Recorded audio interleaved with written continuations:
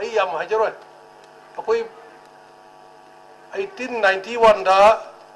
खोजोम दा सोर गिब लाल से मणिपुर गिदी याम नंबर ओइब लाल ने मणिपुर ना अखोई की इतिहास ता मिखा पोन भाई तारे ने मणिपुर से अनि रखता आहान बदा सही तरह खुंडा पाइदना अखोई बर्माना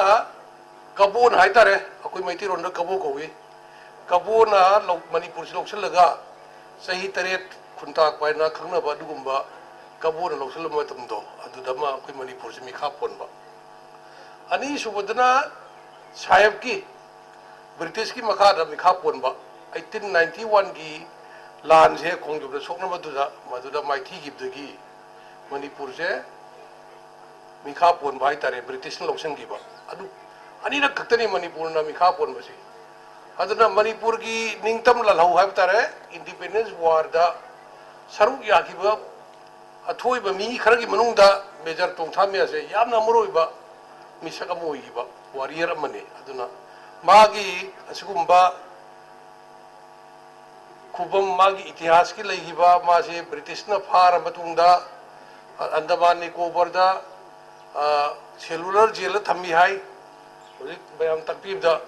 सेलुलर जेल जा इसामक चलुरे सेलुलर जेल दी कोई मणिपुर की मी खरा पोरा थमगी हबसिदी वही अमा खतन दी यावुए आई मुन्ना पाबने कोना सेलुलर जेल चकवांदा सेलुलर जेल दा मणिपुर की फारगा पोरागा मियोय खरा थमगी सिदा जेल थमगी हबदी ई अदुबो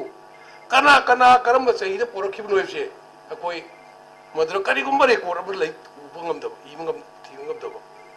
अकोई इतिहास तई ताई अकोई की कुलचंद्र महाराज अमदी माई कांगू असिना सिंगबा मयाम से